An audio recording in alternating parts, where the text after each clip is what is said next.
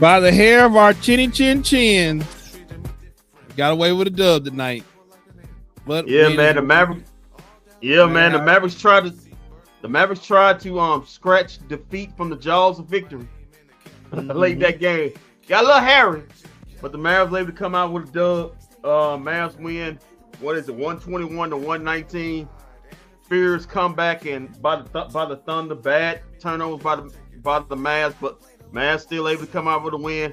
You get what you want. Tough back-to-back against a well-rusted Thunder team, but able to get a win. 121-119. The Mavericks now at 500. With that going into another tournament game. Nothing but tournament games this week against the Pelicans. So big win, needed that win. Got to get wins, man. Got to get wins. It don't matter who's on the floor, who's not on the floor. You don't lost 4 straight. You got to start getting wins, and this is a big win. Needed this one against a gang Thunder team, and big props, big ups to the Mavs. Y'all played a good game. Is that what that is, NGL? Boy, that's why it's good to have a youngster on here. NGL, not gonna lie. That's what it is. Okay. Yeah. Yeah. Me and Walter's old fogies. Yeah, me and Walter old fogies. No, I wouldn't have got that, man. Okay. No, I'm not a Gen Zer. I'm an old fogey, man. I'm in my 40s. Yeah. I'm old fogey. Oh yeah, I can't wait to hand this kid a microphone so he can tell you all the stuff he don't eat. It's gonna blow your mind. Jesus, we didn't got. Well, listen, I heard that we ain't got. Listen. I gotta go to work in the morning. I ain't got the time. Pretty long. Yeah, it was. All right, Walt. What you think about tonight? Listen, man, I love the pace. I love the pace the Mavericks play with tonight. I love fast-paced offense. I love running gun up and down the court. Wish Clay could have made more threes tonight, but it's all right. Kyrie ran the chip. You know how Kyrie does when he. Well, listen. As much I want to give Kyrie the ran the chip. The player of the game was PJ Washington. Oh yeah, 3J show. He was 3J Washington tonight. Because you don't get this dub without him. It really set the tone in the first quarter, and then his defense and late game play making it clutch parts in the fourth quarter brought this game home. When it comes to PJ Washington, the water was flowing tonight. Yeah, man. Well, hey, man. Water stopped tonight. Yeah, there wasn't no flooding tonight, so because the waterman was in the building. But big win, like I said, big win by the Mavs. Now at 7-7. Great contributions. Just big time contributions from. I'm gonna give him credit, man. From Spencer Dinwiddie, 2 big threes. A clock wrong twice a day. Luckily, it was wrong in the Mavs' favor. He hit 2 back-to-back threes. That's all he got from him. Come on, man. That's all he got from him. But hey, that'll work. Man, also better than that. Also, good contribution by Jaden Hardy, even though he had his ass was turning the ball over like a madman late in the game. I don't know what that was. 2 live ball turnovers led to layup for the Thunder. That wasn't good, but he had some key contributions in the first 3 quarters. But yeah, man, big win, needed that in the Mavs. 7-7, man, and that'll work, especially where this team was at before. Now the Mavs won two in a row with a chance. Guess to what? Get 3 in a row. We went from a 4-game losing streak to a 2-game winning streak in a matter of 24 hours. Yeah, man. Listen, back-to-backs are tough, guys. Back-to-backs are tough. You know what? We might be going to the finals now. Okay. Like I said before, back-to-backs are tough, guys. They are very tough. I mean, you don't believe. Wait a minute. You don't believe after going on a 4-game losing streak to going on a 2-game winning streak in 24 hours? Hey, you don't think that's impressive? You just blowing that off. I mean, you got wins, but you got wins without the team having Wembanyama in it, and the team having without Chet Holmgren in it. So but you got wins. Who cares? So shame on myself for mentioning that. But who cares? You got to get wins. But I'm not going to sit up there and say we don't won 2 in a row. We go to the finals. That's asinine. What kind of idiot with glasses will say that? He's got to be completely moron. But this guy. Oh, that guy. Okay, that guy. Oh yeah. Okay, I can't turn that. Listen, I can't turn that water off. That water's free flowing right there. That's like a dam bursting of knowledge over there, or if you want to call it knowledge. But well, I got some what the hell are you doing over there? Are you okay? You're not stroking out over there, are you? No, okay. I'm not like Mike Tyson. I'm not like Mike Tyson. I'm not biting on my gloves. I saw a little bit of that. Jesus Christ, what the hell was that? An ugly win for Anna says an ugly win for the Mavericks, in my opinion. It's a good win. The ending was ugly. You like to Anna, you like to see the Mavs be better protective of the basketball. They had at least a comfortable lead going the final 3 minutes. It shouldn't come down to a Lou Dort desperation three, but it did. But beggars can't be choosers. Anna, this team was on a 4-game losing streak, losing to everybody, and this is their first. This is actually their first clutch game win of the season, going against the OKC Thunder, who've only lost. This will be their third loss. This is their second loss at home this season. So handing the OKC Thunder a third loss is a big thing for the Mavs. Listen, OKC Thunder is a good team. That's a good team. That's a great basketball team. They got all the tools you want when healthy to win a championship. And the Mavs played them there. Even with the challenges of injuries they have, they still been winning games at a high clip. But the Mavs able to go in there and get a tough win. Shout out to the Mavs for getting it, man. Hey, you got it done. As long as you get the dub, it don't matter how you get it. As long as you got it, it's better than last week when you wasn't getting them. When you just getting loss after loss after loss after loss. That's horrible. Jason B says I really like the way Dylan Jones played on OKC.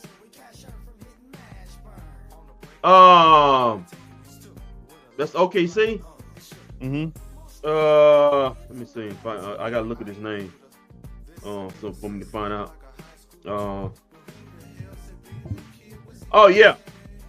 Yeah, he had a good game, man. 12 points.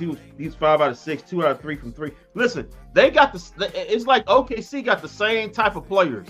They got these 6'5" to 6'6" guys that all do the same thing. They're athletic, can run, can shoot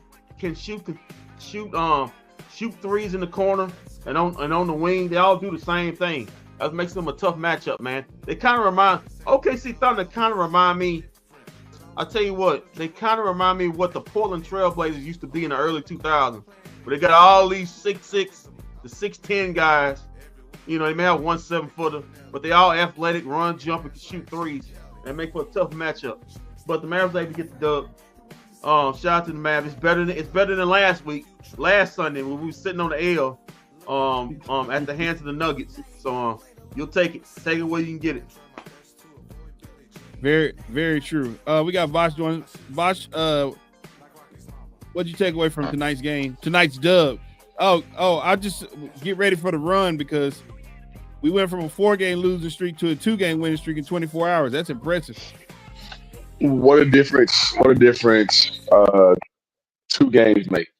We were just the other day, like Henry just said, we were just talking about how depressing it was to lose to teams at your house, and then how depressing it was to lose to a 2-8 team. And then all of a sudden just to bounce back and beat the team that's leading the West. Team effort. That's what you're looking for. And good teams do that. And so I do like the comparison, Kenny, that you just made with the Oklahoma City Thunder, how linked they are, but at the same time, the Mavericks are even bigger, and that's going to be put to the test, pretty much in the playoffs. But first things first, not to put the cart before the horse, but like you got to take care of games. You got to win the championship again. Good Lord. Well, yeah, you got to win. You got to just win games that's in front of you now. So then the Mavericks come back home. Then they play on Tuesday. But I mean, just a big time win on the road against a team in the regular season. Yeah, against a team in the regular season that you only beat once last year in the regular season, and then of course you made it happen in the playoffs. But to beat them today at home, you just pretty much still telling those same dudes that, hey man, we still own you. Okay. Yeah. Kendrick, we got the highlights up ready to go. You want to take a look at them? Yeah, sure, man. Yeah, sure, man. But I'm sure it's gonna be a lot of 3J Washington, man. Pop that wrist, 3J. Another comment. Oh, there you go. Popping that wrist. Mavericks had 7 players in double digits by 3J Washington. Okay. Yeah, I told remember in Utah, I told him to pop that wrist. I took a trip down to Utah, I told him to spread them fingers and pop that wrist. Yeah, that's what it was. Yeah, man, that's what it was, man. Give me credit. Listen, give me credit. Look at that. All nylon, cash. Look at that guy right there. Good grief. Who's that? The Williams kid? No, that's on Shea. Shea. That's the 3 by 3. Listen, Tobias, we got to start calling Shea the mini assassin because he's the king of the mid range right there, man. The little mini. Right now he is. He and like De'Aaron Fox and guys like that get to the. I mean, they can pretty much get to whatever they want to get and get that easy little bucket. They wore the Mavericks out in the playoffs with that. Right. Vosh. Shea or De'Aaron Fox? Oh, Shea definitely. I mean, Shea finished what 2 or 3 in MVP voting. Look at her. Even though De'Aaron Fox has I think De'Aaron Fox is a more athletic player. Shea right now, man, he's a bucket getter. Yeah, Shea more skilled offensive. He more skilled. But now De'Aaron Fox just gave you 60. He just gave you 60. I was going to say he just gave you 100. He just gave you 109 points. 109 points in back-to-back days. I think that De'Aaron Fox is having a better season right now, but woo, that's real tough. But give me Shea.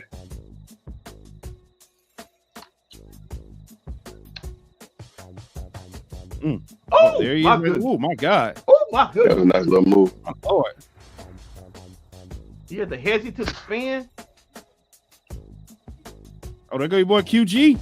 Timely bucket right there. Another timely bucket. It seems like every time the Mavericks need a timely bucket when the Thunder would get it down to 5 or get it down to 2, the Mavericks would go on a little run, get some timely buckets. That helps them tremendously in this game. Oh man, right there. We need that PJ Washington all the time right there. That means a certain player. He just felt at home tonight for some reason. I don't know what it was. He loves playing against the Thunder. That's what he said in the postgame. But we need he that said PJ. Those exact words. We need that PJ all the time. We can get that PJ 17, 18 points. This team can take off.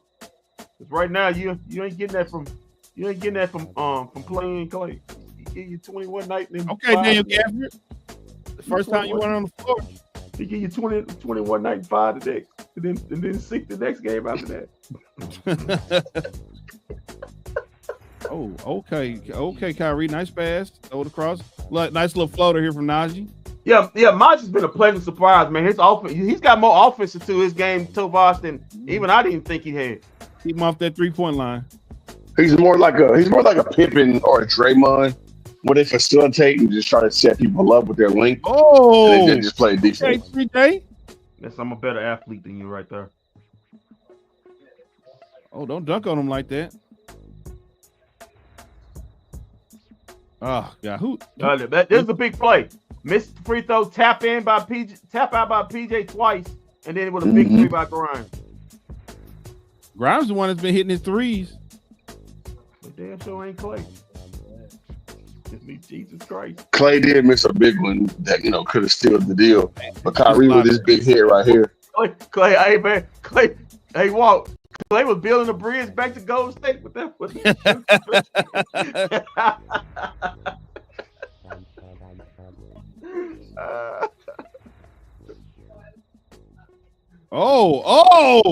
Was that Cleveland sighting?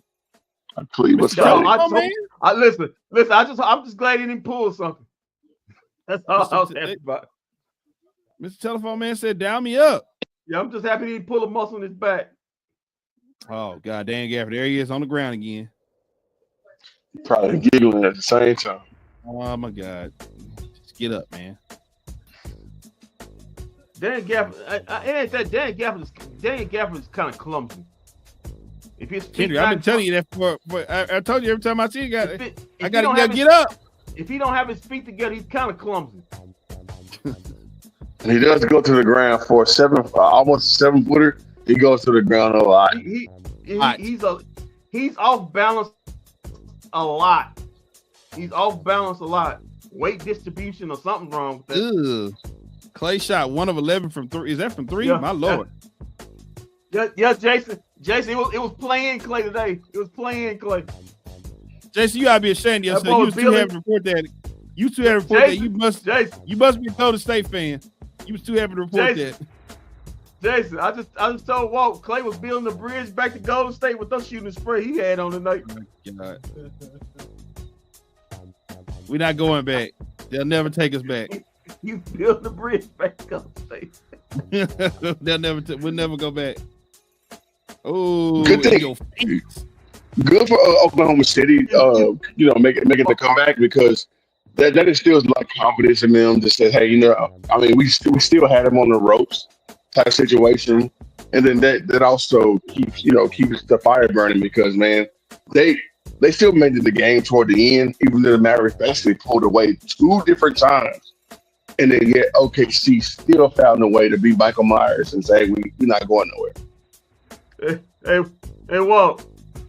Klay Thompson, Biden got that infrastructure plan bill about to run out. Klay Thompson said he's getting all he worth out of it, building bridges. Come on, man. You're a better broadcaster than that, man. You're a better broadcaster than that, man. No, Tomas, right, man. Listen, Tomas. So listen. Give the Thunder credit for battling back, but that was a foul. But I think Tobias would agree. Too many live ball, open court turnovers for my liking. I mean, there's some bad turnovers at the end. You had Jayden Harden with a bad live ball turnover. Then you had Najee Marshall with a bad turnover, trying to pass it to Derek Lively in the corner. Went out of bounds. Went in the first row. Those just 2 unforced turnovers that you can't have right there. Luckily the Mavs were able to get this dub, but you gotta be strong and smarter with the basketball when it comes to that. Sometimes that that keeps happening, and then things like we keep talking about clutch losses. Those things can happen, but it didn't. But fortunately for the Mavericks, they was able to keep their feet in front of them, not literally figuratively, and get this dub. But yeah, can't have those live ball turnovers. Just because the defense plays aggressive don't mean you got to keep turning the ball. You got to be stronger than that with it. Right, and the Mavs win 121 to 119. All right, Kendrick. So I guess you want to go ahead and go into the stats and the facts. Yeah, okay. Yeah, Klay Thompson built a new building in Oklahoma City, man. They said, man, this building taller than the mud, man. God. Come on, man. You better broadcast. Better broadcast than that, man. They built a new basketball arena for the OKC Thunder, man. God bless his soul. But let's get to the stats and facts. Brought to you by Barry Best Barbecue. Let's get to it. The Mavericks shoot 48% from the field to the OKC Thunder's 49% from the field. The Mavericks were 11 out of 27 from 3. That's 41%. But the OKC Thunder, boy, they hit more threes, but they shot a ton of them. 14 out of 42.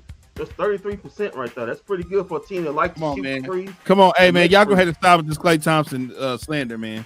Come on, man. Yeah, man, he is part-time. Yeah, man. Come on, man. Clay been on construction since he got to Dallas, man. I mean, I know. No, he ain't. Come on, man. The man had 20 points the other night, man. Stop. 22 points the other night, man. Come on, man. He did. Okay, I couldn't tell you, man. Anyway, the Mavericks shot 30 of 36 from the free throw line. It's 83%, pretty damn good. 36 times from the free throw line. The OKC Thunder, by the way, they used to go to the line more than their opponents. Not tonight. They were 19 out of 25 for 76%. But Tobias, Walt, you're gonna love this. This may be the key of the game. The reason why the Mavericks won this game. Rebounding. Mavericks had a 53-29 rebounding advantage in this game. They let the size really showed up in this game, Tobias. Also, offensive rebounding. 18-7 in favor of the Mavs. If you got the size, we talked about that in the pregame. The Mavericks have to show their size in this game because if it doesn't happen, they will lose. They will lose this game. Assists in favor of. Go ahead, Tobias. Go ahead. Well, that's going to happen a lot, especially with like Chet Holmgren out. And of course, they went and got Hardenstein. I think they wouldn't make that move just because the Mavericks are so big down low. So yeah, the Mavericks will have an edge against Oklahoma City on the boards. It's going to be like that for a while. Another big man in the playoffs. That's why they got Hardenstein. Yep. Yeah. Okay, let's get back to it. Assist in favor of OKC big time, 29-18. In this game, steals also in favor of OKC. Remember, OKC averages 12 steals a game. They had 11 in this game to the Mavericks 4. Blocks 6-5 in favor of the Mavs. Total turnovers. Yeah, this was the problem tonight, but it didn't bite the Mavs totally. They were able to get the dub. Mavs had 16 turnovers, most of those in the fourth quarter, to only 8 for the OKC Thunder. The Mavs had got 8 points off the OKC's 8 turnovers. And Oklahoma City Thunder got 18 points off the 16 Mavs turnovers. So that didn't break you, but you got to clean it up from game to game. Fast break points. This is a big win for the Mavs. The OKC Thunder, not that many fast break points. They broke even a piece, 66. OKC Thunder is a highly fast-paced team that loves to get up and down the floor, holding them to 6 points total. And fast break points is a big win for the Mavs. And also points in the paint. OKC held an edge in this from 54-52 because the midi assassin, Shai Gilgeous-Alexander, was going in there doing damage, especially in the second half. Let's get to the box score, if you will. Let's get to the winning side, the boys in blue. And how about my player of the game? P.J. Washington, 28 minutes. He had 27 points. He was a +7 in this game. He also had 2 assists, 17. Let me count it. 17 rebounds, Walt. He had 27 and 17 rebounds. 6 of those were offensive. That's the high. Hey, Tobias, you gonna like this? He was 10 of 10 from the free throw line. 10 of 10 from the free throw line. Yeah, that's another reason why they took care of business tonight. Not missing free throws. Yeah, 3 or 4 from the. PJ didn't miss his free throws, but Dan Gafford missed. Yeah, you can't say for Dan Gafford. P.J. Washington also was 3 or 4 from the 3-point line. Big time prop to him. 7 of 13 overall from the field. Derek Lively, 26 minutes. Not that big of a push, but he did contest a lot of shots. But he had 6 points. He's a +12. Had 2 blocks, 3 assists, 5 boards total in this game. 3 of 5 from the field. 0 of 1 from the free throw line. 26 minutes. Kyrie Irving, 36 minutes in this game. 9 of 18 from the field. He was 3 of 6 from the free throw line. 2 of 2 from 3 of 6 from the 3-point line. 2 of 2 from the free throw line. He had 23 points. He's a -4. Though he had 6 assists, 1 board in this game. Klay Thompson, building houses. 25 minutes. He had 5 points. He was a -5. Walt. He had 1 block, 2 assists, and 2 steals in this game. 3 rebounds. He was 1 of 11 from the field, Walt. He was also 1 of 18 from the field, Walt. 1 of 8 from the field, Walt. But he did hit both his free throws in the game. So he got that going for him. Quentin Grimes, 21 minutes, 10 points. He was a +9 in this game. He also had 2. Hey, chill out with that long way. Klay inconsistency reminds me of Tim Hardaway. No. Well, you know the difference. Hold on. You know the difference between Klay and Tim Hardaway is Klay is not just going to continue to keep jacking up shots when he ain't on. Well, hold on. Let's read the stats line again. He was 1 of 11 from the field. He also wasn't just getting the ball and just pointed up like Tim Hardaway Jr. Hold on. I'm just reading his line. Tobias, Don't do that. Tobias, I'm just reading his line. He was 1 of 11. He was 1 of 11. Hold on. He was 1 of 11 from the field. He also was 1 of 8 from 3. So he was jacking them up today, man. He was jacking them up today. Nah, I'm not gonna let you do that. Hold on. Tomas, that's a Tim Hardaway like stat right there. No, it's 1 of not. 11 for the field, 1 of 8 for 3. No, it's not. Tim Hardaway would have been like 1 for 20. Say long way. That's you're not really off right there for tonight, man. That's a Tim Hardaway line right there. God. Man, keep reading the numbers, man. Going on to the next player, man. Damn. Doing all that, man. What you get mad for, man? Girls, man, this is disrespectful, man. Yeah. We just read Come on, Tim Hardaway. Come on, Some Tim Hardaway 2.0. Come on, man. Stop. Come on, man. He was 1 of 11 for the field, 1 of 8 for 3. All right, quick grind. Quick grind. Quentin Grimes, he wasn't 1 of 11 from the field. He was 2 of 5 from the field. He wasn't 1 of 8 from 3. He was 2 of 4 from 3. He did it. Man, He did you done reading stats and facts. This is biased like a mother. He did hit all 4 his free throws. He had 10 points in his game compared to 5 for Klay Thompson. He was a plus 9 compared to -5 for Klay Thompson. He also had 2 assists, 3 rebounds in this game. I tell you what, man. Here's a guy you're gonna like right here. Maxi Kleber, 14 minutes. He had a dunk. He was a -7. Also had 2 rebounds in this game. Nothing less, nothing more. Najee Marshall, 27 minutes, 4 of 6 from the field. 0-1 from 3. He was 5 of 5 from the free throw line. Also had 4 rebounds, 3 assists, had 13 points. He was a -8 in this game, though. Dwight Powell, 4 minutes, worth of nothing. He had 1 point. He was a +6 in this game. He was 1 of 2 from the free throw line. Daniel Gafford, 18 minutes, 4 of 9 from the field. He was 3 of He was 3 of 7 for the free throw line. Jesus Christ. Good grief. But he did have 12 rebounds though. And 11 points. He had a double-double. Could have been better if he did his free throws. He was a -12 of the game. He did have 1 block. Spencer Dinwiddie, 17 minutes, 3 of 7 from the field. He was 2 of 3 from 3, 2 of 2 from the free throw line. He ended up with 10 points, man. So he matched his total. The one game matched his total for all last week. He wasn't +1. He did have a steal and an assist in this game, along with 3 boards. Jay Nardi, 24 minutes, 6 of 9 from the field, 0-1 from 3, 1 of 1 from the free throw line. He had 13 points. He was a +6. Had 1 steal, 1 assist, and 3 boards in this game.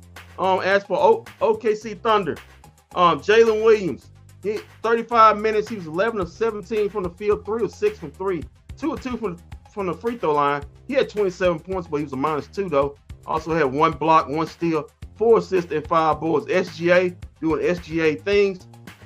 38 minutes, 13 of 19 from the field. Only took 1 and made 1 3.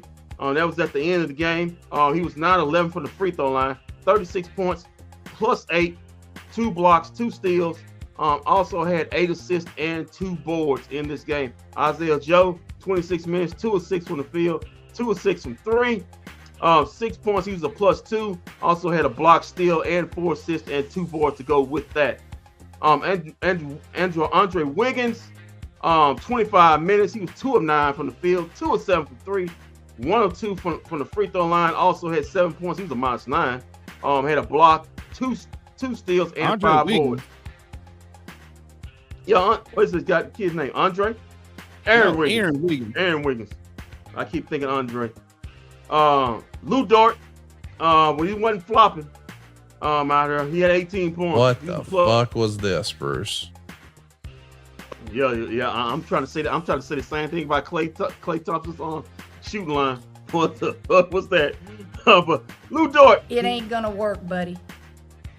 It didn't work tonight for Klay Thompson, buddy. But Lou Dort, he didn't have a Klay Thompson shooting like night. He was 5 of 10 from the field, 4 of 9 from 3, 4 of 6 from the free throw line. He had 18 points. He was a +13. Also had 4 assists and 5 boards in this game. Jones, 16 minutes. He was 5 of 6 from the field, 2 of 3 from 3. He had 12 points. He was about a -4 though. 3 assists and 2 rebounds. Ding, only 2 minutes, 0 of 1 from the field. Didn't contribute much. He had no points. He was -5. Had assists in the Luau Ding? Yeah. No. Was it Luau? No, not Luau. This dude's name Dean. Osman Dean. Osman Dean. Cason Wallace, 25 minutes, had a bad shooting night tonight. 2 of 8 from the field, 0 of 5 from 3. He did have 4 points. He was a -10 though. He had 2 steals and 1 assist and 2 boards in this game. Was it Kendrick Mitchell? 18 minutes, 6 points, 2 steals, 2 assists, 4 boards in this game. 2 of 6 from the field, 0 of 2 from 3, 2 of 2 from the free throw line. And Mitchell, 19 minutes. He had 3 points. He was a -3. He had 1 steal, 2 assists, and 1 board in this game. He was 1 of 5 from the field, 0 of 2 from 3, and 1 of 2 from the free throw line. And that's your stats and facts brought to you by Very Best Barbecue. Me, myself, and I, Walt Chisholm, and Tovash, man with the black hat, riding in on a cloudy day. Walt, back to you and Klay Thompson shooting line. So disrespectful. I don't know. I was gonna say I don't know what makes this day so cloudy. This is a damn good day. It is, man. Except for Klay Damn Thompson good shooting day. line. Except for Klay Thompson shooting line. Pretty sure, man. Good Lord. They're going 1-11. I just kept shooting too. He just kept on shooting. Ought to be ashamed. Damn, I thought Tim Hardaway Jr. left. He's still there. Can't get rid of him. The ghost of THJ still on lead. Coach Kidd is loading up right now. Give us the scores real quick while we wait on Coach Kidd to finish loading up All right. around the league. Bro, first do a quick recap on the WNBA, the draft position there. Of course, the good news here in Dallas. We'll get to that in a second. We'll get to that in a second. All right. It was about 1, 2, 3, 4, 5, 6, 7, 8, 9, 10. It's 10 games in association. One still going on. Let's get to them. As we know, the Mavericks defeated the Thunder 121-119. The Rockets, dog whipped the Bulls. 143-107. Big time win for the Rockets. One of those surprise teams is up in the standings. Mavericks got to try to jump over. The Knicks defeated the Nets in a battle of New York and New Jersey. 114 of New York and Brooklyn. 114-104. The Portland Trailblazers got a big time win over the Atlanta Hawks. 114-110. The Memphis Grizzlies defeated the Denver Nuggets 105-90. Wow, big time win for the grindhouse right there. Detroit Pistons don't look now, but they won 3 out of their last 5. They beat the Washington Wizards 124-104. Cleveland Cavaliers keep on winning, defeating the Charlotte Hornets 128-114, and the Indiana Pacers defeated the Miami Heat. The team I think the Mavericks played next Sunday. 119-110. The Minnesota Timberwolves defeat the Phoenix Suns. Don't look out now, but the Phoenix Suns done dropped 3 of their last 4 since Kevin Durant been injured. Timberwolves defeated the Suns 120-117. And in progress, the Clippers midway through the third are leading the Utah Jazz by 20, 75-55. And that's your scores around the association. Brought to you by me, myself, and I. Very Best Barbecue. Big Walt Cheers, Tovash, and his dog. Back to you, Walt, and the dog.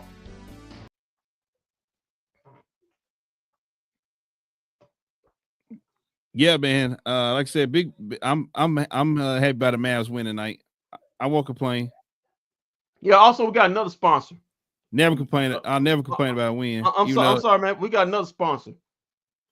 I forgot. My bad. I'm so sorry, Tovash. I'm sorry for being unprofessional. No, we don't. Also brought to you by Klay Thompson's Construction, building houses near a town near you. Klay Thompson Construction. We build houses one brick at a time. Back to you, Walt.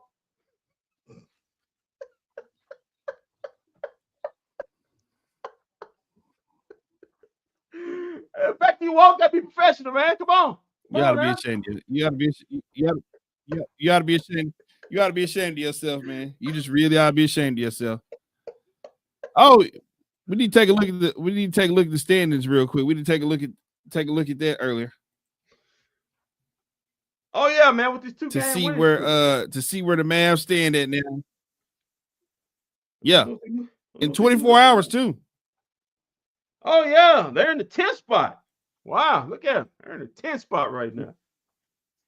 Yeah. Yeah. If the season ended now, we'd be in a do or die game in Sacramento. Just like that. Trying to win our way in to the play in from the play in. Yeah. Yeah. You got right now the Golden State Warriors 10-2. Wow. 10-2. Who thought that Golden State Warriors? I'm pretty sure Klay Thompson probably thinking, man, damn. All right. It's always the girl to lift. Golden State at the 1 spot, 10-2. OKC. Now at the 2 spot, they're 11-3, followed by the Houston Rockets, 10-4. I told you, shocking teams. The Lakers 9-4. Followed by Phoenix, who lost today. They're at the 5th spot, 9-5. The Denver Nuggets 7-5. They took an L tonight. Then the Minnesota Timberwolves, who defeated the Phoenix Suns, they're 8-6. Memphis Grizzlies also 8-6. Followed by the Sacramento Kings in the 9th spot, 8-6. And looky. The Dallas Mavericks at the 10 line, 7-7. Followed by the Clippers, who are on their way to being 7-7. They're 6-7 at 11. Then you got the San Antonio Spurs at 6-8. At the 12th spot, Portland at 6-8. At the 13th spot, then you got New Orleans, the Mavericks' next opponent, 4-10 at the second and last spot, and then you got the Utah Jazz. My God, how did we lose to them? 3-9, getting blown out. That's a loss, boy. You gonna look, what the hell happened? They're 3-9. You're gonna be regretting that loss later on in April. Yeah, Jesus Christ, that's the team you sweep. You got 2 more games with them, and you still already, even if you win them 2 games, you lost that series. Then we go to the East. The Cleveland Cavaliers 15-0. I want to any of you Cavalier fans out there that's peeing in your panties right now, calm down, because the Cleveland Cavaliers last season start the year I think 13-3 or 14-2. They had a great start last season, and then they got put out in the second round. But also behind them, Boston Celtics 11-3. Then the Orlando Magic walk 8-6 without Banchero, man. Look at her. Coach Mo's doing his thing. Followed by the New York Knicks at 7-6 in the 4th spot. Detroit basketball is back in the 5th spot. They're 7-8. Followed by the Indiana Pacers at that 6th line at 6-7. Then you got the Atlanta Hawks at 6-8. Followed by the Miami Heat in the 8th spot at 5-7. Then you got the Charlotte Hornets, the Fighting Grant Williams in the 9th spot at 5-8. Then you got the Brooklyn Nets in the 10th spot at 5-9. Followed by the Chicago Bulls at 5-9 at 11. Then you got the soon-to-be Doc Rivers list, Milwaukee Bucks at 4-9. You got to feel a fire is getting close to that one. But then you got the Washington Wizards at 2-10. Then you got the mystery that is the Philadelphia 76ers at 2-10. Good Lord. And then right at the bottom, the Toronto Raptors bringing up the rear at 2-12. That's the standings around the association. All right, we got Coach Kidd now. Definitely want to hear how he feels after a Maverick win. Racking them wins up, ain't he? It's just 2. Oh my God, bro. Oh wait, no. This is it right here. Thought it didn't download. All right, here goes Coach Kidd. All right.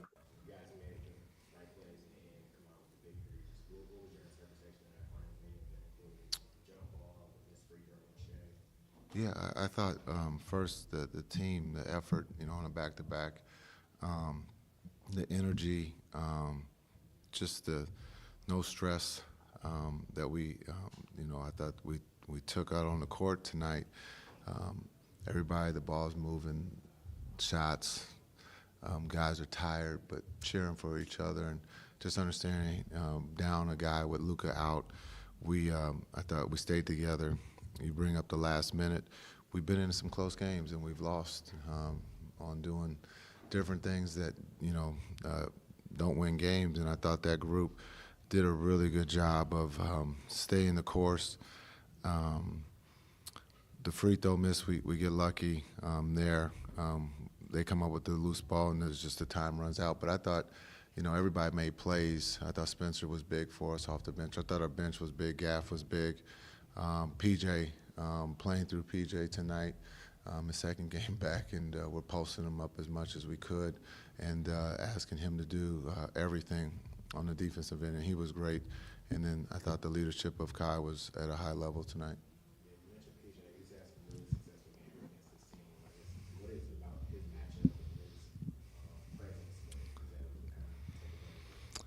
Well, I think just learning from the playoffs, that there's going to probably be a small that's going to guard him, and so looking at getting him going, and I thought going to him right away in the post, and then he had some great looks that didn't go down on the continue to keep being aggressive.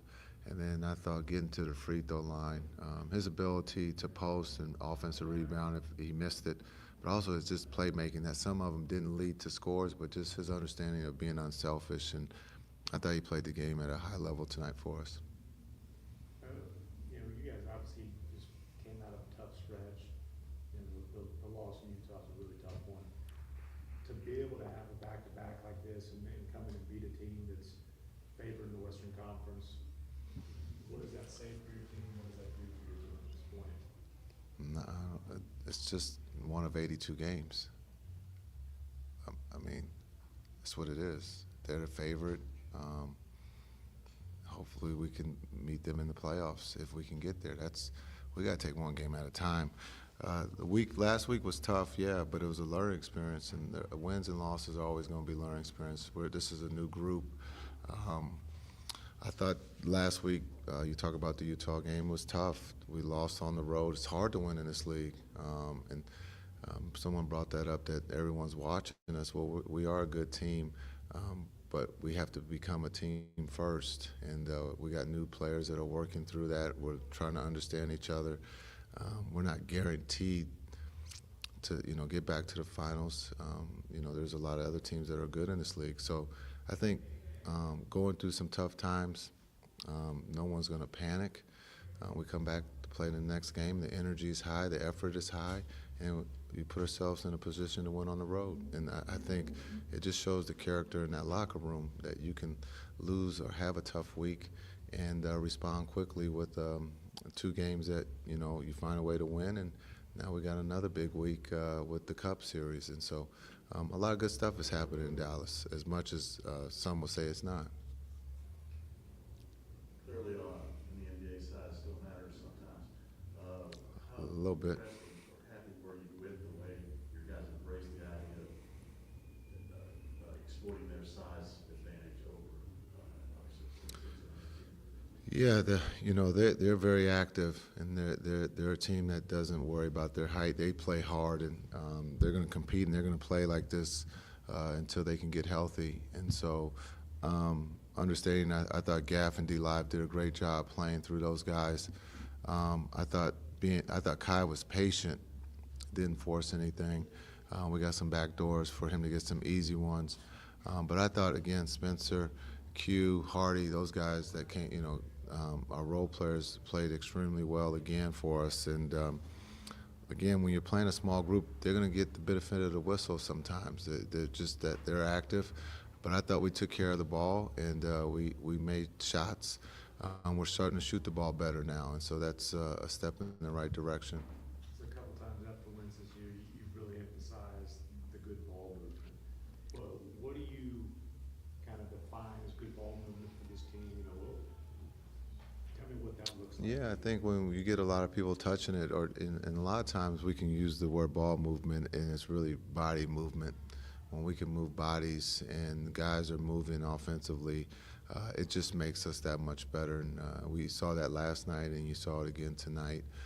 Just being able to be physical, set screens.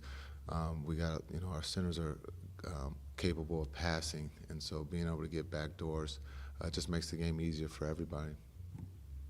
Luka out, Jaden initiated the offense more. You've complimented him for how he's been able to get the offense organized recently. How do you think he's grown in that area, and how do you think he handled that tonight? Yeah, I thought Hardy did an incredible job, and I've mentioned this before, is he gets us organized, and that gives us a really good chance of something good happening. That doesn't mean that we're going to make a shot, but just the floor balance, but also gives him the opportunity to see the floor and hit the gaps to be able to not just score but play make. And I think he's worked extremely hard here in the last 3 years, and he's understood the process and trusted the process, and he's reaping the benefits of that right now. And we need him to be able to get us organized. He can score the ball, that's for sure, but he's also showed that he's mature enough to get us organized and run the offense, and he's doing that at a high level. Hey, Coach, talk about OKC's effort down 11 late. Yeah, they play hard for 48 minutes. They're always going to play hard, and they're a really good team, and they executed down the stretch and made a game of it. It seems like some of the wings, like Najee, Quinton, and some of the other players in general have been really aggressive attacking off the catch, especially when they're like kind of sending help at the nail. How important is it that you guys keep the defense honest with those players? Yeah, we're preaching drive the ball, especially when there's no shot blocker, and so those guys are taking full advantage of that. And we've said this before, when the ball touches the paint, something good happens. Analytics will tell us, you guys will tell us, that the ball touches the paint, we're going to get something good. And so the more that we turn down that first shot, unless you're wide open and you redrive it, something good is going to take place.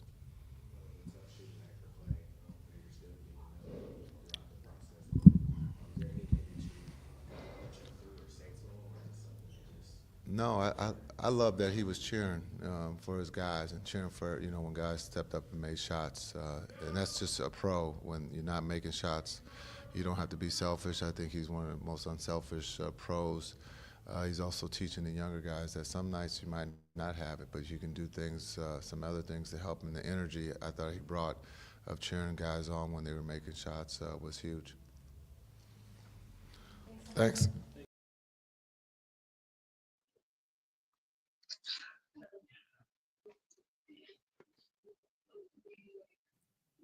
Coach Kidd right there. All right, Vosh, what did you take away from Coach Kidd? Can you hear me now? Yeah. Excuse me. The one of 82 spoke out to me, basically saying that, hey, this is just another one of those games to get back on track. And like he mentioned, PJ, trying to post up PJ Washington tonight. I think that was a big, good, a positive. He recognized, size again. Coach Kidd did, and so tried to get PJ going. Fresh off an injury, played with 8-9 minutes yesterday, and so to have a big game like he did tonight, just says that Coach Kidd had a lot of confidence in him. And then also somebody asked him, I forgot what they asked him the question about pretty much beating OKC. Can you hear me? Yeah, no, I was talking about the questions that the people were asking. It was kind of hard to hear them, the questions they were asking tonight. Oh yeah, I had to really turn my phone up, but I think it was one of the questions to where it was like, how big is this win? Something like that against Oklahoma City. And he's like, look, I mean, we're trying to climb the ladders and and try to get into the playoffs. And so, I mean, it's still early, but he's saying all the right things in wins and in losses. I love what he said. It was last night actually, when somebody asked him, what did you do to win this game? He said, we made shots and played defense.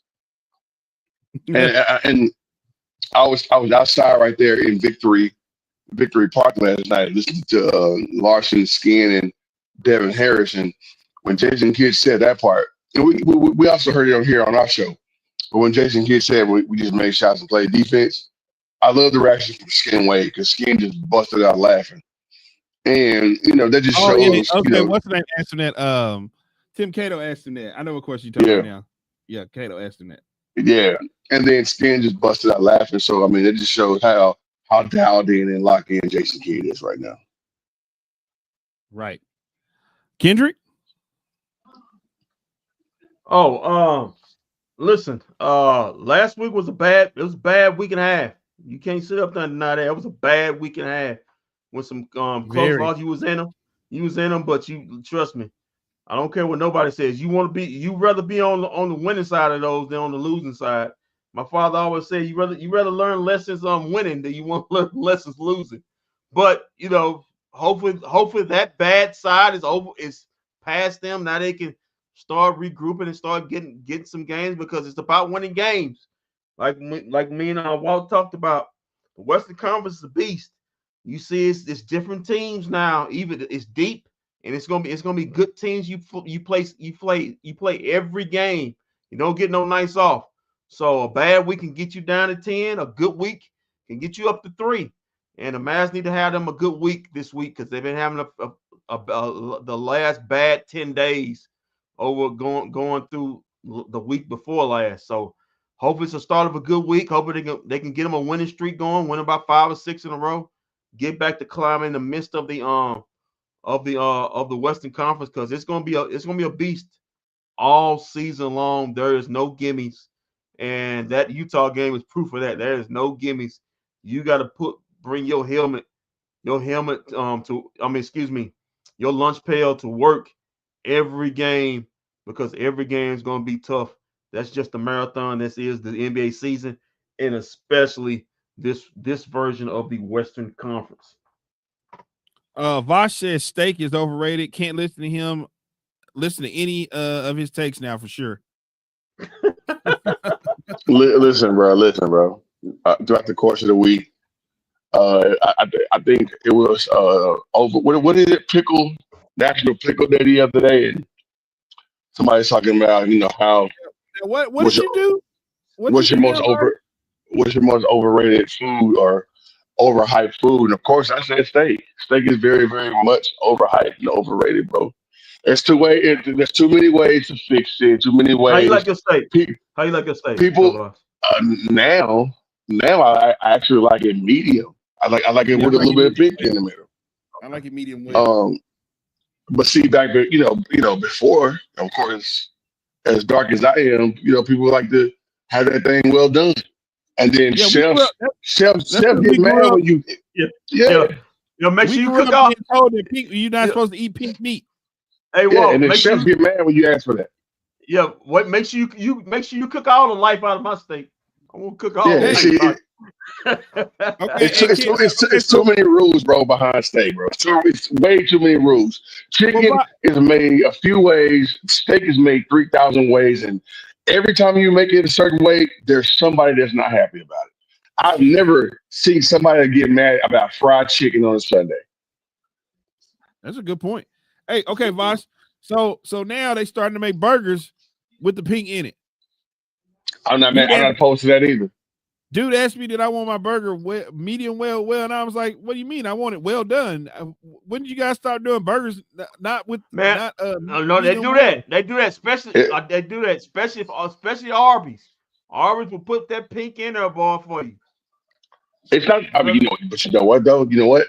You got to make sure. That it's fading to pink. It's not just like brown or seared and then straight pink in the inside. So yeah, you got to make sure it's faded. Tobias, Arby's, they put that. It's pink. That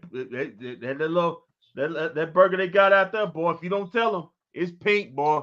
It's pink. I'm not opposed to it, especially in the black community. We were told that if you eat pink meat, your stomach, you gonna get you gonna be sick. Yeah, and that's not even exactly. And that's not even true, man. Pretty much this season, I was working at a Ranger game, right? And somebody brought me a medium steak. It was a prime rib, and I just ripped into it. I was hungry today. I ripped into it, and when I tell you it was the best tasting, well-seasoned steak in my life, dude, I was floored. I ripped into it like a caveman, dude. But again, there's too many rules on how you prepare it. It's supposed to be pink. Man, that can go so that can go so many. Yeah, Vanessa, that can go so many ways. I wouldn't even say that, but it's okay. Good. We all grow up. We all grow up, please.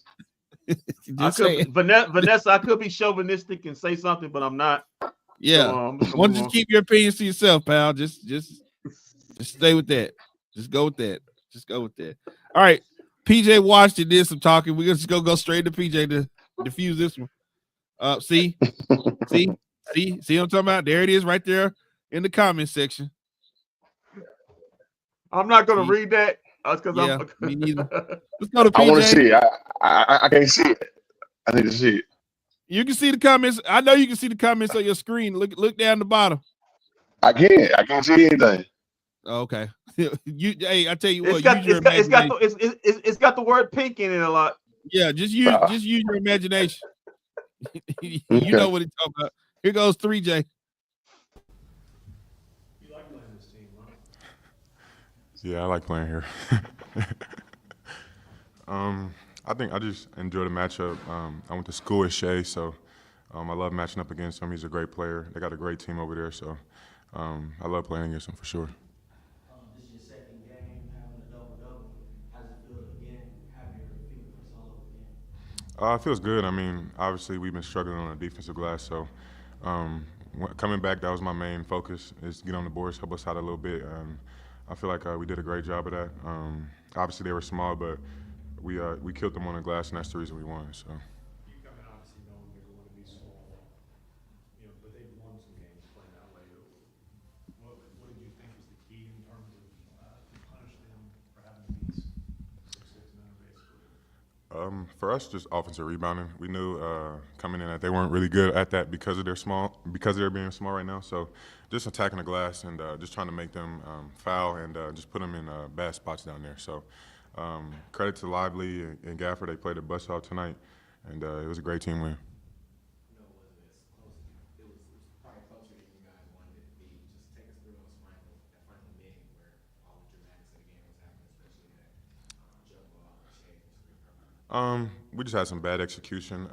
We should have held the ball and just been a little smarter, making bad turnovers. I had one. I think Najee had one. So just control the game a little bit better and just do a better job of closing the game out. You watched a handful of those losses up close. The fact that you were able to kind of close this one out, what you guys take away from it and learn from it? It's hard to win in this league, so every opportunity we get, we're happy for it, and we're just glad we got this one tonight. So obviously we learn from it, get better, and just go out Tuesday and try to do the same thing. Confidence builder knowing that you did it without Luka? Oh yeah, definitely. Obviously without our best player, it's tough. So for us, every man, next man up mentality, and I think we did a good job of that. Like I said, the ball was moving, everybody was playing good defensively, everybody was together, and we had a good spirit about us today. You were very efficient from both the three-point line and the free throw line. Just what helped you stay consistent throughout the course of the game? I've been doing a lot of touch shooting since I've been out, just working on mechanics, working on rhythm and stuff like that. So just getting more comfortable and just taking my time. You guys have played without Luka before. What are some of the main differences when he's not on the floor? His gravity. I think when he's on the floor, he brings so much attention, and obviously when he's not, it's a lot different. So he's a special player. We need him back, and I just can't wait to get him back. It was tough winning without him, but I can't wait till he gets back. Thank you, guys. That was 3J Washington right there tonight. Uh-oh. Yeah. There we go. What he said, like he said, it's hard to win in this league. That is true. But like I'm gonna keep hounding on it. It's even harder to win this league when you don't do the little things. And those little things are the reason why the Mavs had that 4-game losing streak. When you don't do the even small things, they come up big, not in your favor. And tonight, the Mavs almost had that happen again with he talked on it with the turnovers at the end. Can't have that. Got to be strong with the basketball. And the game doesn't get that close. Then give them an opportunity with a Lou Dort desperation three. Got to get that rebound at the end, and not to kick out backed out to Lou Dort for a desperation three when anything can happen. But like I said, you need the win, got the win, and tough gritty win without your one of your best players, and you take solace in that. So I think it should be a grow up moment for the team, knowing that hey, we can win games without our best player. Even when he's out there, we can still be aggressive and should demand of ourselves and of him and the rest of and the coach staff to be aggressive. I want to see PJ still be that aggressive when Luka's back on the floor. Because you're gonna need that third scorer. You know what you're gonna get from Luka. You know what you're gonna get from Kyrie. You're gonna get 30 to 25 points Do for we each really other. know we're gonna get Luka? Yeah, dumbass. You're gonna get Luka scoring. Now I'm not sitting up here gonna deny the man not be able to score the basketball. He can't score the basketball. But you're gonna we don't know what we're gonna get from Klay Thompson. That's a given right there. But because of that, you got to find ways to have a third guy on this team to be able to pump in 17 to 20 points or have a multitude of guys. You wish you'd be a guy, but right now you don't have that. So it's going to be by committee. And if the Mavs can find that, or if they can be just a team that gets 3 or 4 guys, Tovas, that can score 10 to 15 points a game, that's even better than having just 3 straight guys that does all the scoring. I like the fact that PJ is reiterating what coach is saying. Like, this is a tough league to win in. I disagree because you got bad teams out there that really don't want to hoop. But if the team is buying into it, I love it. And what I also like is that coach recognized the matchup problem that the Mavericks, that Oklahoma City had coming into the game. So that means that the scouts did their job. The assistant coaches, who of course in the scout team, did their job of saying, hey, you know what, Oklahoma City's small without Chet, without Hartenstein, and they're just little the junkyard dogs or whatever. The three or four dogs that they have are undersized. Now, I like for PJ that he said, he loves playing there. Of course, we see it, PJ, but we don't want to play Oklahoma City up there too many more times. But with that being said, it's still the NBA. You still got to go up there. You still got to win games. Last point, the Mavericks on the road. I mean, you just won another road game. So if you piece them together and take care of home, you could end up being a damn good team in the West. So, yeah, by taking care of them, and then hopefully you can win at home on Tuesday, you can start building a win streak. And, of course, win streaks are always helpful in the NBA. Right. Underman Pelicans team. You need to take care of business. Against a team is really injured, really depleted, feeling sorry for themselves. You need to get them boys on out there, make them know that they're a 4-10 team. Get them boys on out of there quick, kind of like what you did. Well, in the second half, what you did to the Spurs out there. They have it in them, but the Mavs, like you said, the Mavs the last 2-3 years, at least in the Jason Kidd era, they've always been a good road team. It's the home part they've been averaging. If they can ever figure that out, they can jump from 4-5 to 1-2. But still early in the season, like it's early, but they still haven't figured it out. They got to start piecing together home wins, and like I said before, they got to start piecing together wins. They need to go on a streak of the good kind, a good 5 or 6, 7 game win streak. They'll cure a lot of things, but they got to start winning games, and that's the name of the model. You win games. You got to. Well, speaking of, what is that? A shot? You got a shot at doing some good things. Speaking of shot, that's Tovas right there with a shot of his own. Yeah, man. Listen, man. Today I spoke into fruition.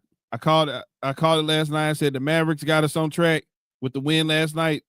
Mavericks win. They're gonna get the weekend on track. We're gonna get the first round pick. We're gonna win tonight. But tomorrow night, Kendrick, is the night. Okay, we're gonna win them all. We're gonna keep this win them all.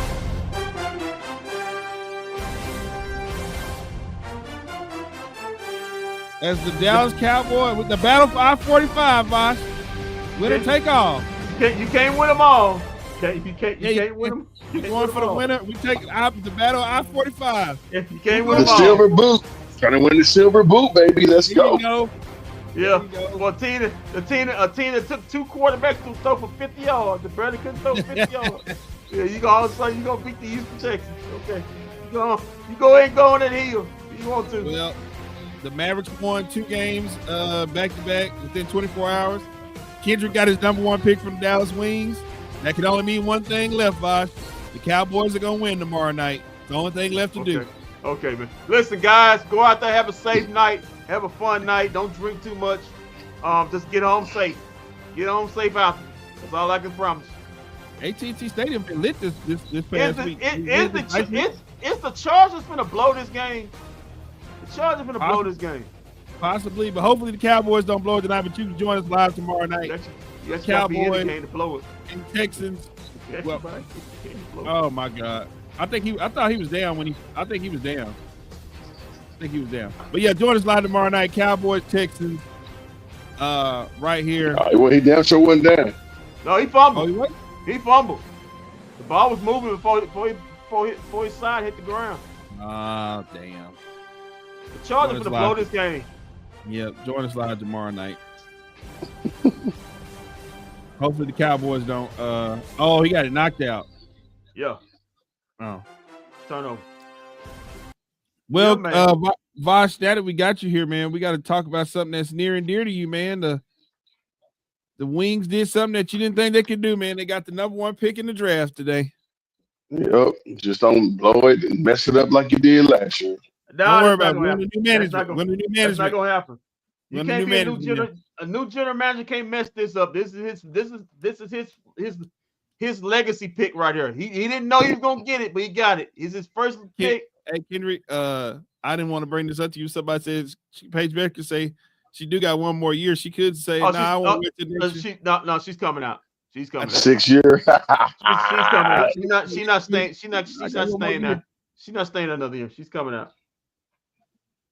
I mean, or you could just go down the street and pick the point guard out of Fort Worth. I mean, I'll get Kiki. I'll get Kiki. Okay.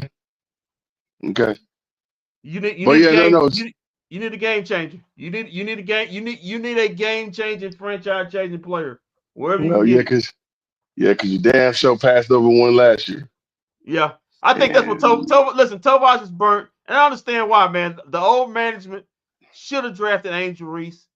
I mean, that was the easy pick. I don't think. Listen, if Paige Becker's there, it's not going to be that way. You'd be a fool. She's clearly the best player in this draft. We need to hire Christy Sides as the coach too. And it's like I said, this is a franchise changing game changing, franchise changing star. You have an opportunity to draft her. I mean, if people don't know Paige Beckers, how good she really is. If you didn't watch Friday night's game against North Carolina, where she just literally put on the show, she was far away the best player on the court. It wasn't even close. I mean, that girl's amazing, and you need that player. Like I said, it gets Enrique off the ball finally, where she don't have to just score and have to create for everybody.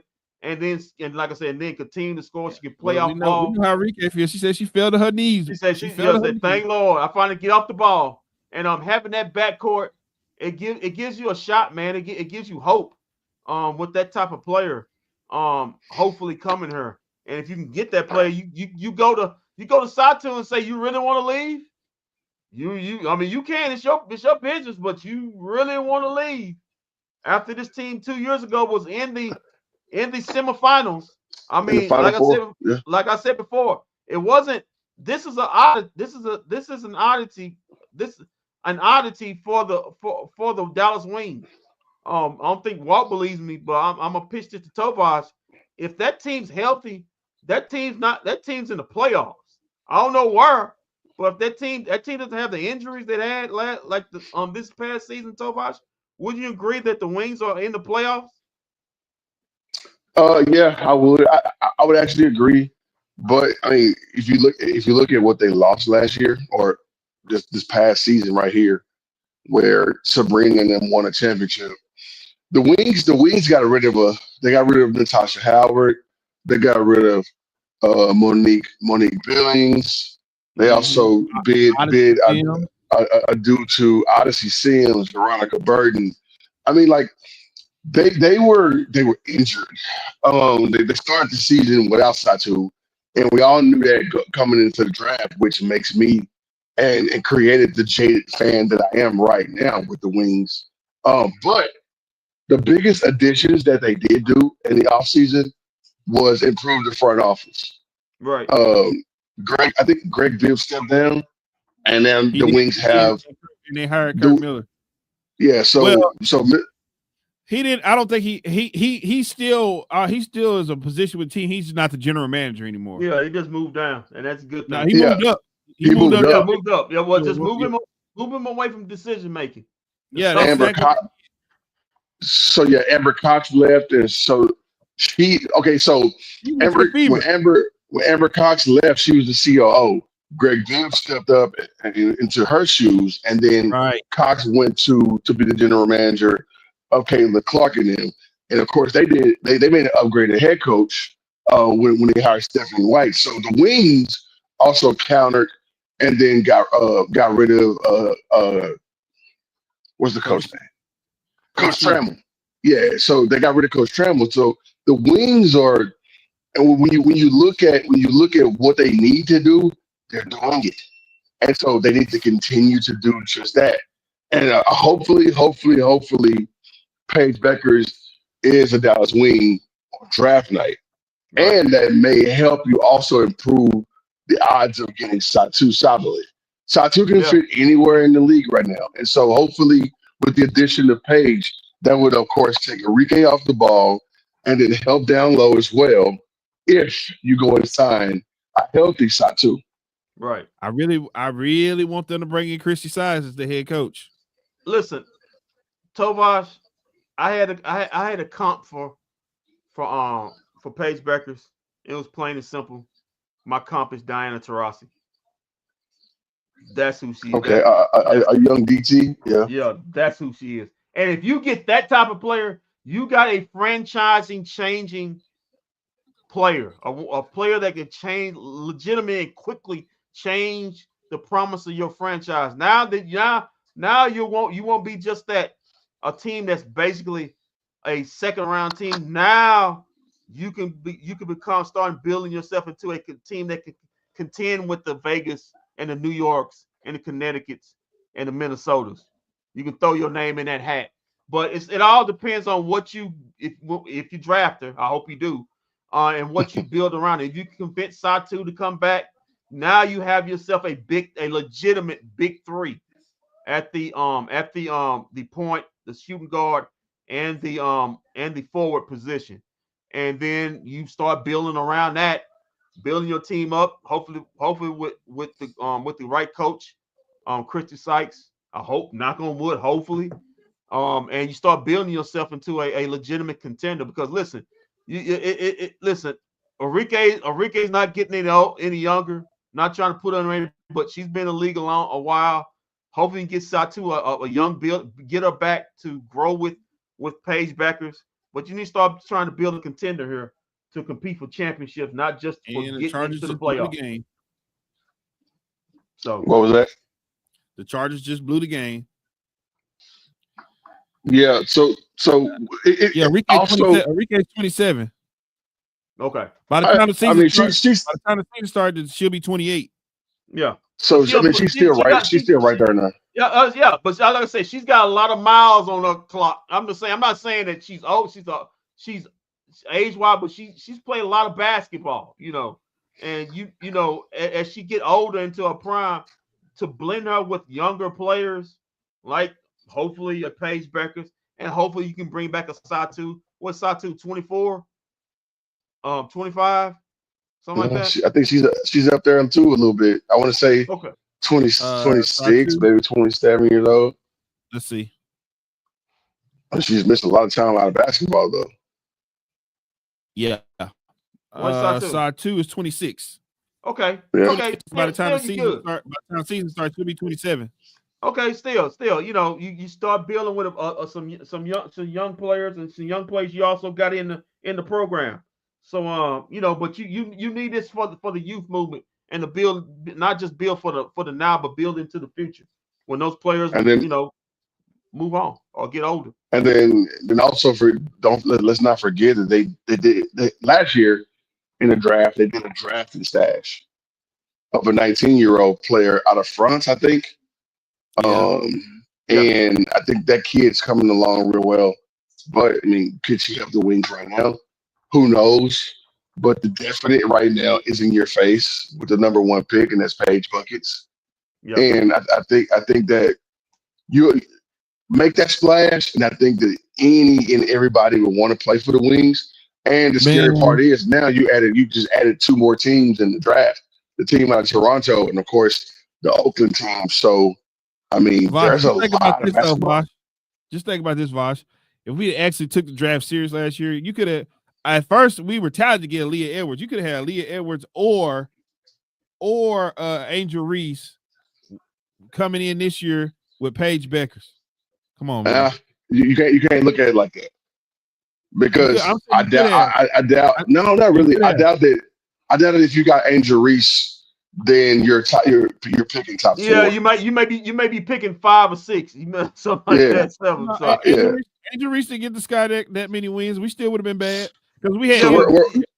But we're in the Sky right now. If you pair up with Enrique, I'm just saying that team she would have won Rookie of the Year because she definitely would have got a lot of rebounds off all them bricks Enrique was putting up last season. That's neither here nor there. Come on, man. You did all of that just to worry about your lane, just to hit Enrique with your car.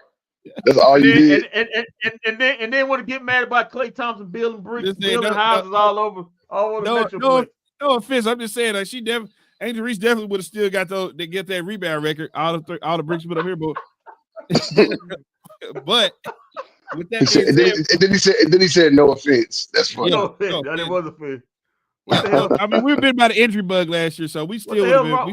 What the hell's wrong with Joe Burrow's hair? Why he got frosted tips in his hair? That's what he came into this year. I don't know what's going on with that. He got frosted tips. You got frosted. He does look like Macaulay Culkin. Yeah, Macaulay Culkin actually went. Macaulay Culkin went as Joe Burrow for Halloween this year. Yeah, he did. He did. Tobias, quick question, because you go to all the Wings games. You go with a lot of them since they gotten here. If this happens, and let's just say everything lines into place. Okay, you draft Paige Beckers. Okay, you convince Satu. You throw the bag at her and say, okay, we got a big 3 going here, and you do all the things. Now I don't know what the situation looking at with the bigs,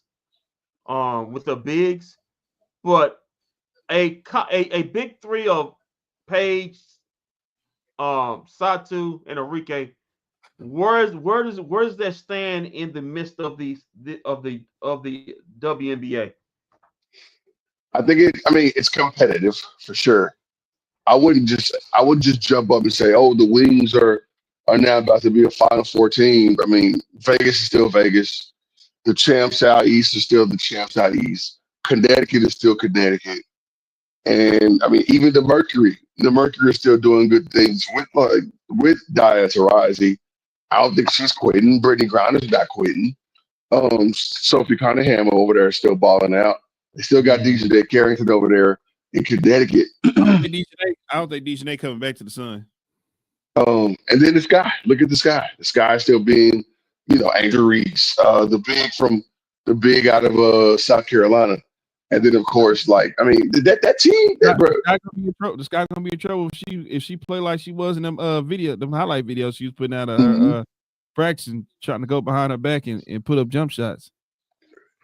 And then Caitlin them for Indy. Indy's gonna look to get better with the coaching, and then so the WNBA is still gonna be competitive, which I appreciate because it's just gonna make things better. But now all the eyes. Seattle Storm.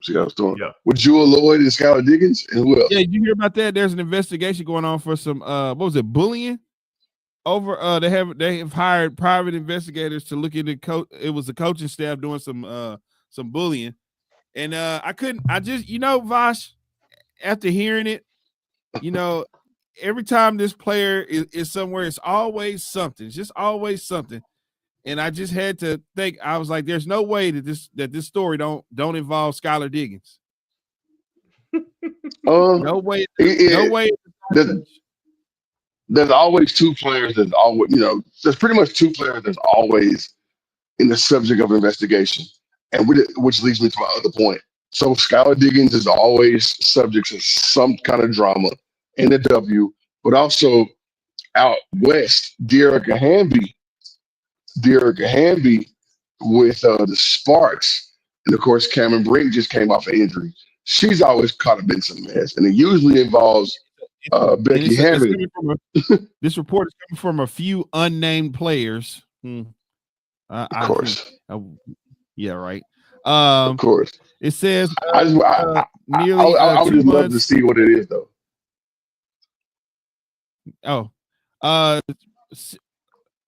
The Seattle Storm coach staff is under investigation, alleged player mistreatment. A source says the Storm hired a law firm to investigate claims of alleged harassment and bullying by the coaching staff that happened at the team's practice facility during games. These incidents were reported related to in-game performance during the season. I just wonder. I hope it's not coming from that girl. I hope it's not coming from Skylar, bro.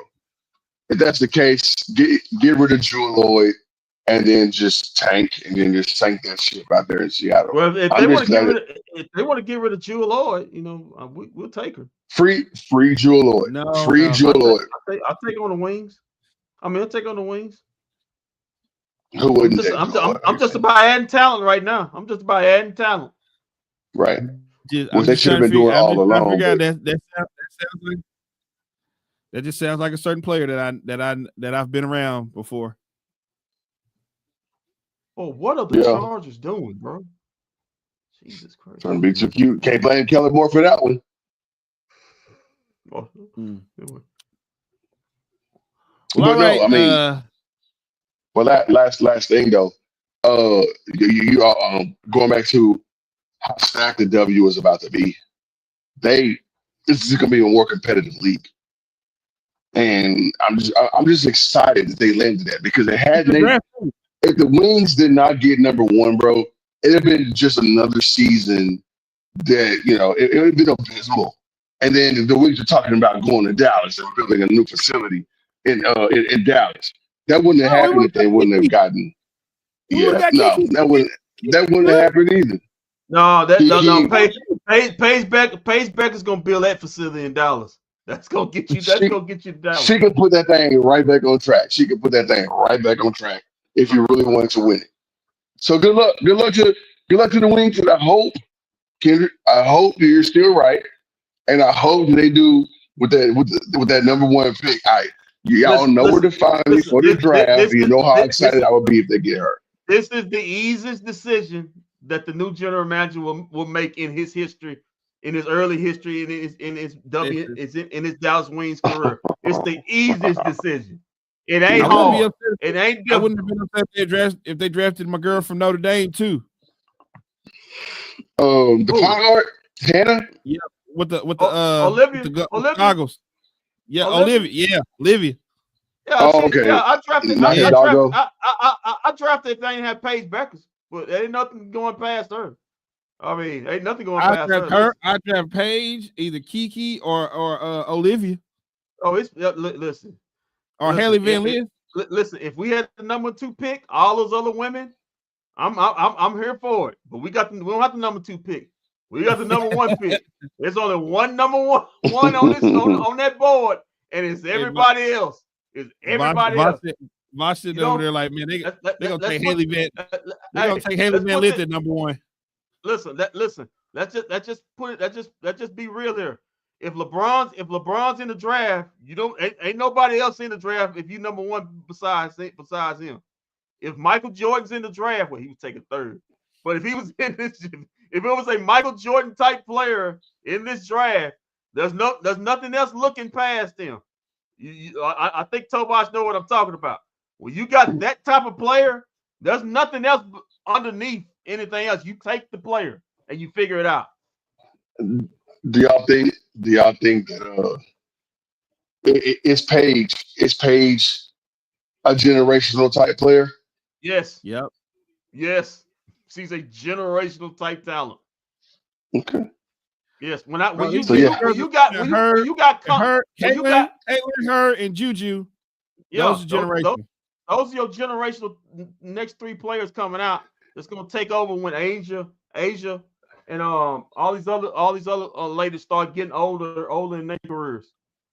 So okay, so let's say hypothetical speaking, let's say that Juju comes out as well. Let's say that Juju Watkins comes out, and then Paige also comes out, of course. Where are we going with that? With that number one pick? If you got to pick between the both of them. I'm sorry. I love Paige Beckers, but I'm taking Juju. Okay. Juju. okay. I love Paige Beckers. But if they were both in this draft, I'm taking Juju. Juju. That's a female LeBron James right there. That's a female LeBron James. Size, strength, athletic ability, speed. We could be coming to that crossroad. No, we could be coming to that crossroad. Juju can't come out this year. She got to play another year. Is that set in stone? Okay. Yes. Juju first year was last year. Yeah, she's the first one. Yeah. You got to play at least 3 years. You got to play at least 3 years to come out in the WNBA. Paige is the pick, but if it wasn't, I hear what Tobias saying. If it wasn't, I love Paige Beckers. I think I would still take Paige. I'm taking Juju. I'm taking Juju, and I'm smiling all the way. And I'm smiling all the way with the card in my hand, going up to make the announcement. I'm smiling. I got the biggest smile on my face. Mm-hmm. Okay. I would still take Paige. Because when I look at Juju,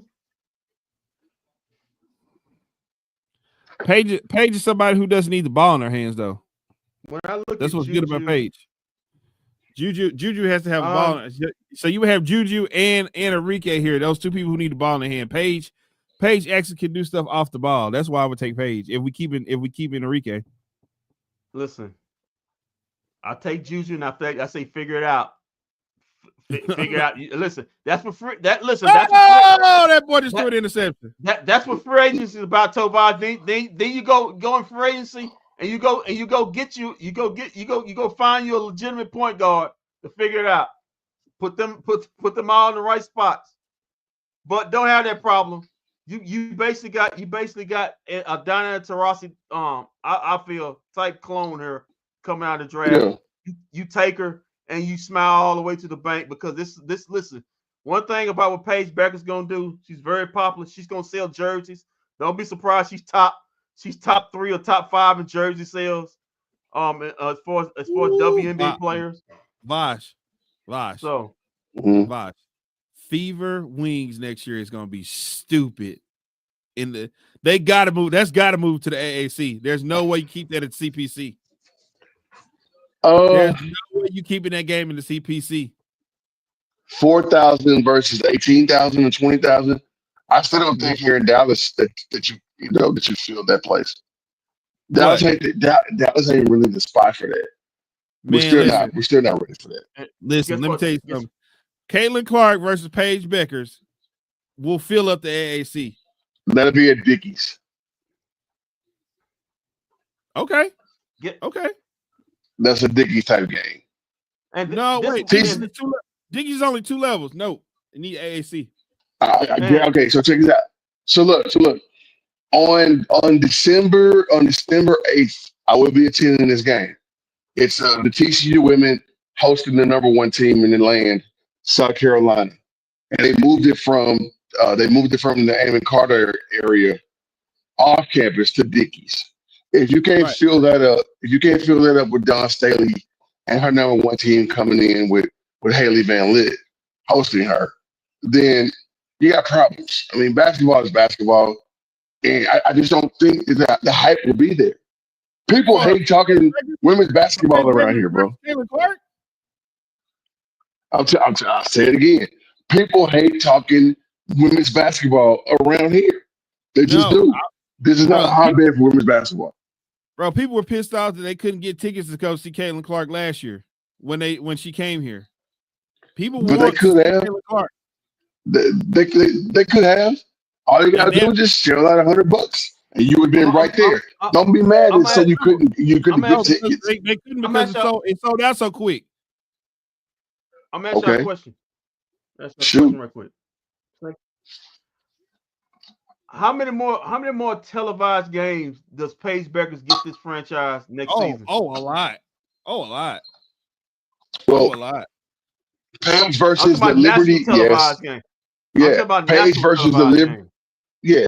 So it'll be on ESPN when they Yeah, play the Aces. Fever, her versus the Fever gonna be on Channel 8.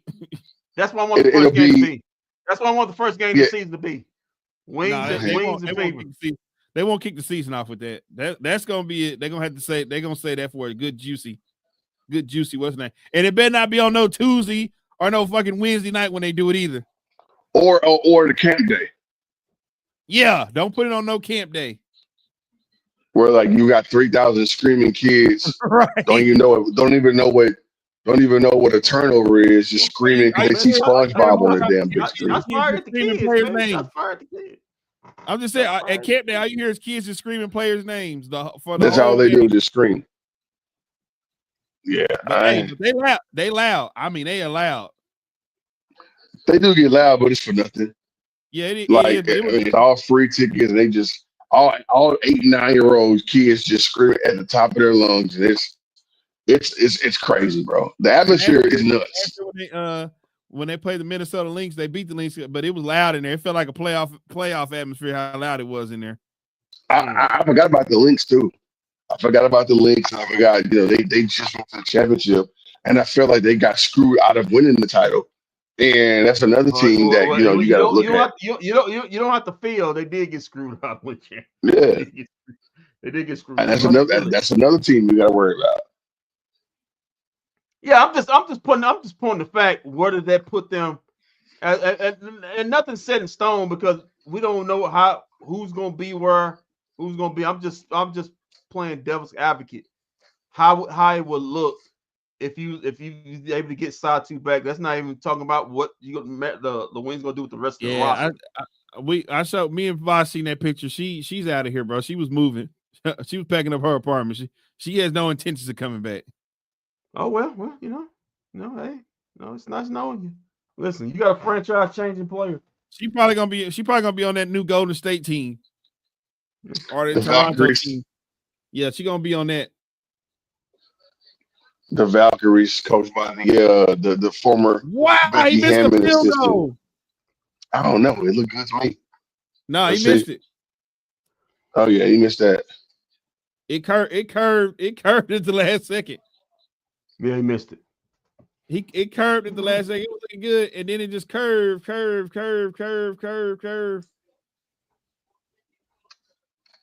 He said nope. He said nope. He said nope with the big bug eyes. Nope. He's like nope. Yeah. All right. I'm looking forward to it. The summertime is gonna be really, really fun. It's about to be real fun around here. It's about to be real fun. Forget that draft night is gonna be the fun night. They probably gonna have it. They probably gonna have it at the CPC where you can. They probably have a watch party at the CPC watch. You could be right. You may be right about that. Yeah, they're gonna do that. Just make sure you make the pick because I'm gonna be on the head. Dallas Wings. Kurt Miller, listen. If this is Kurt Miller, I see your concern, but Kurt Miller, like you said, Kurt Miller not finna mess up his first. Yeah, he might. This the easiest thing he'll be able to do as far as his tenure with the Wings. This is the easiest decision you have to make. Just give the card. Just hand the card. Christie Sides to Dallas. Bring Christie Sides to Dallas. I think that's a given now. I didn't think it was if they would have got the number 2 or number 3 pick, but I think having an opportunity to draft Paige, but I think that's a given now. Oh yeah, to go from Caitlin Clark to Paige Beckers would be dope for her. Because you don't move down, you move up. I mean, I'm not saying that she's moving up what's called, but I'm telling you, man, she impressed the hell out of me in the pregame press conference that one time, man. She's just a smart coach. I guess they had some type of favoritism towards Stephanie Green, but I don't get why you gave up Christie Sides. Christie Sides got that team, but they were sorry, and she got that team to the playoffs. But you were critical of her at the beginning of the season. I wasn't very critical of her at the beginning. That's just, you know why? Because I just wanted to see Caitlin Clark shoot threes, but I finally understood where she was coming from. Yeah, and see, that's what I'm talking about. Seeing what she took that backcourt with Indiana, and see what she able to do with this backcourt with Paige and Enrique, it's gonna be dope. If that signing was to happen. But still, ain't nothing locked down. But still, I hope it's trending that way. I think she's the best available coach on the market. Yes, I mean she is. Not unless there's somebody out there that we don't know about. Like who?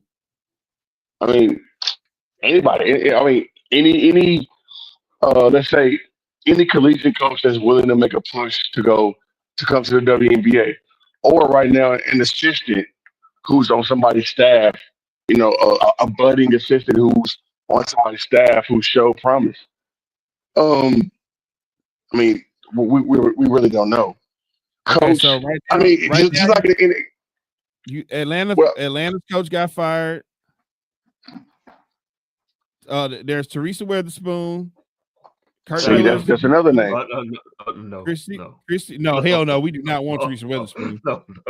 No.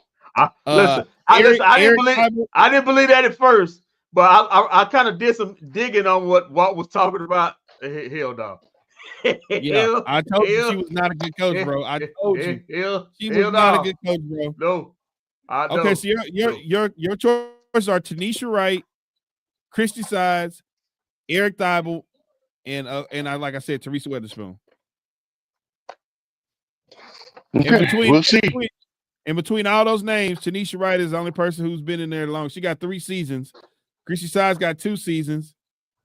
And Teresa Weatherspoon's got 1, and Thibault's got 2 seasons. What is Bill Lambier doing these days? Oh no, we good. Bill Lambier. He used to coach the Aces. I know. He won. I think he won a championship with the Detroit Shock, though. That's okay. Yeah, that's what I'm saying. So yeah, he won a championship with the Detroit Shock that is now the Dallas Wings. So technically, that's all right. This organization does have a championship. Yeah, that's good. Where's the banner? I haven't seen a banner hanging at the CPC. Maybe it's in the basement. I know they don't have a championship. Technically, the organization does have a championship. Remember, they went from the Detroit Shock to now the Dallas Wings. Yeah, right. Okay, we will find out. There's that. Yeah, Kendrick, Christy Sides is your best available option right now. Yeah. And Coach T is on the block, but of course we can't bring her back. So no, that's not gonna happen. I bet she punching the air right now for sure. Man, she'll get punched. She was in line for the Sky job. Yeah. Yeah, she'll get a job. She'll find a job. Somewhere. She'll probably be she could probably be the Connecticut's or Atlanta. Can't be Indiana or Washington. Right. Or the Sparks coach. The Sparks need a coach. Yeah. Do they? Yep. Kurt Miller's our GM. He was the one he got fired from being the coach there. And that's unjustly too, because I mean, yeah, they just lost their number 1 draft pick. And I hope, I'm knocking on wood right now, I hope that if the Wings do make that move, when we've seen a trend of players getting drafted and getting hurt. So hopefully if the Wings do make that move, woo Paige, woo girl, you got some big shoes to fill. First of all, you got to stay healthy. We already know she has a history of injuries. So man, let me tell you. We'll be fine. We'll be fine. Okay. All right, man. So Kendrick, we're gonna be back tomorrow night. Hopefully this gravy train will keep rolling. I doubt it, but I doubt it, but today's been pretty cool. I think we're getting the starting debut of Trey Lance tomorrow. Well, that's a good thing to have. Maybe he can throw over 50 yards tomorrow night. He might win the game with his feet tomorrow. He gonna have to. He gonna be able to throw it. He gonna be able to throw you to a victory. We'll be back tomorrow night, but until then, keep your feet on the ground, keep reaching for the stars. Always do his best for business. If we don't see you around, then we'll see you around live tomorrow night for the Cowboys, Texas, the Battle I-45. Get ready for the single T.